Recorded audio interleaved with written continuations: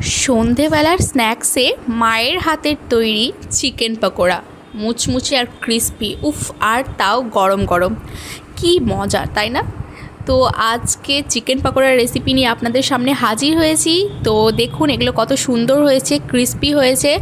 তো দেরি না করে চলুন শুরু করা যাক। তো প্রথমে আমরা একটা পাত্রে আর কি 1 কাপের মতো জল দিয়ে দিয়েছি। আর এখানে আমাদের চিকেন ছিল প্রায় ধরুন এই 250 গ্রামের মতো।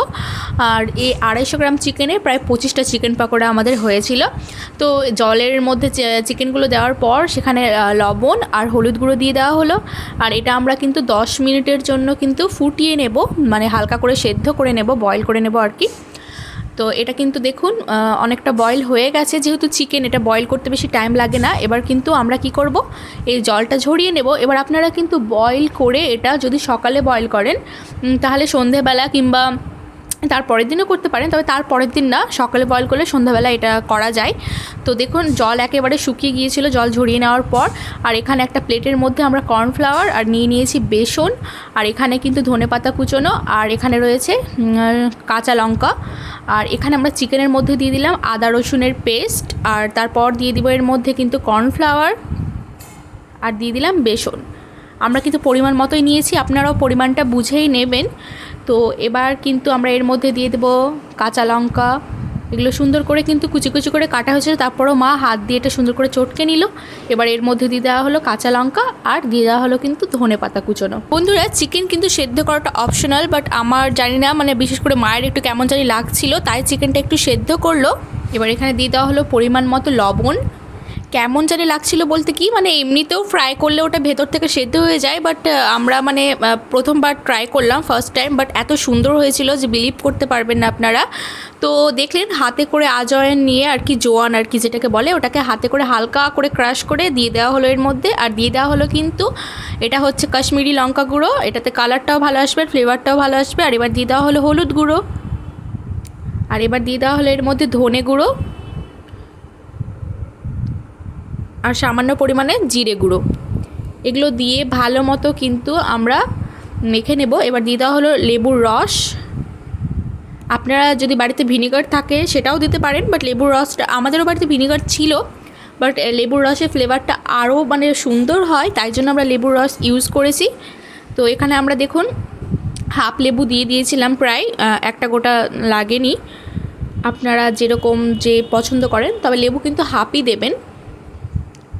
এবার এটা সুন্দর করে হাত দিয়ে কিন্তু মেখে নিতে হবে। তো হ্যাঁ, যেটা আমি বলছিলাম সেদ্ধ করার ব্যাপারটা, আমরা আসলে ফার্স্ট টাইম ট্রাই করলাম তো তাই, বাট এটা আমার মায়ের নিজস্ব বুদ্ধি যে সব কিছু একবারে না ভেজে একটু হালকা করে সেদ্ধ করলে ওটা মানে বেশি স্বাস্থ্যকর হয়, তাই জন্য। আর এবার কিন্তু একটা ডিম ফেটিয়ে কিন্তু এর মধ্যে দিয়ে দেওয়া হলো। আর এবার এগুলো ভালো মতো কিন্তু মিক্স করে নিতে হবে একসাথে। তো যেটা বললাম না আমি, একসাথে যদি আপনারা চিকেনগুলো সেদ্ধ করে তারপর এটা করেন, এটা আপনার স্বাস্থ্যের জন্য সব থেকে বেস্ট হবে। ডিরেক্টলি ওভাবে ভাজার থেকে আপনি যদি সেদ্ধ করে নেন হালকা, তাহলে কিন্তু ওটা ভালো হয়, তাই জন্যই কিন্তু আমরা সেদ্ধটা করে নিয়েছি।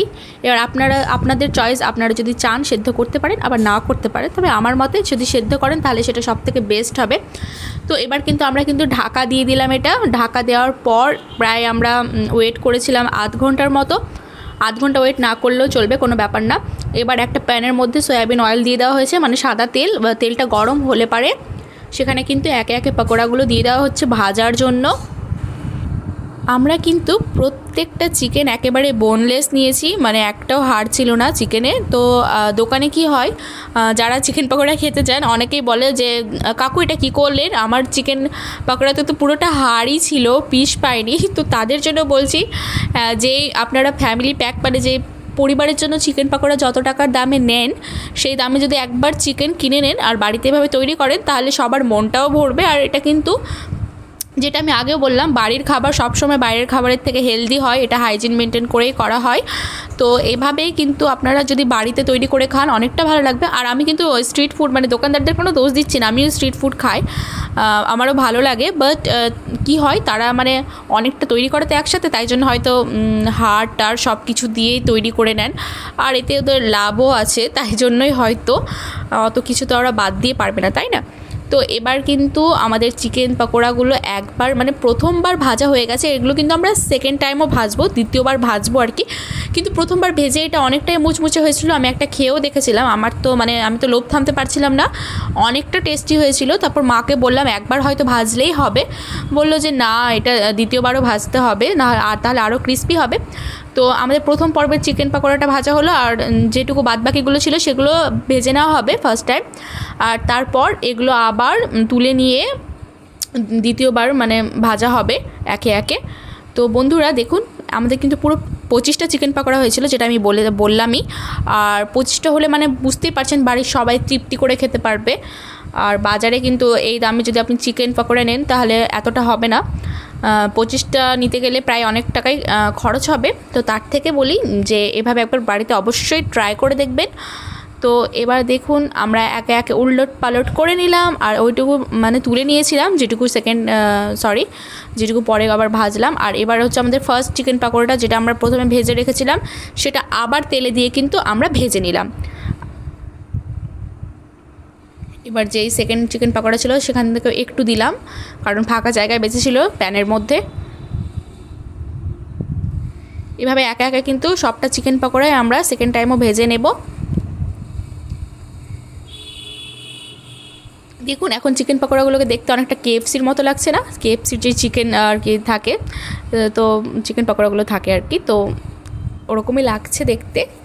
বন্ধুরা আমার কথাগুলো যদি আপনাদের বুঝতে একটু অসুবিধা হয় তাহলে সো সরি, আমার আসলে সর্দি জ্বর দুটো একসাথে, তো আমার কথা বলতে একটু অসুবিধা হচ্ছে।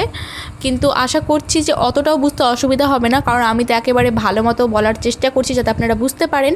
তো এই তো আমাদের চিকেন পকোড়া রেডি, আর ভিতরের চিকেনগুলো একেবারে সুন্দরভাবে বয়েল হয়ে গিয়েছিল। তো ভিডিওটি ভালো লাগলে লাইক করতে ভুলবেন না, কমেন্টে জানাবেন চিকেন পকোড়ার এই রেসিপিটি আপনাদের কেমন লাগলো। বন্ধুদের সাথে বেশি বেশি করে শেয়ার করবেন, আর সাবস্ক্রাইব করে পাশে থাকা বেল আইকনটিতে প্রেস করে দেবেন। সবাই ভালো থাকবেন, সুস্থ থাকবেন।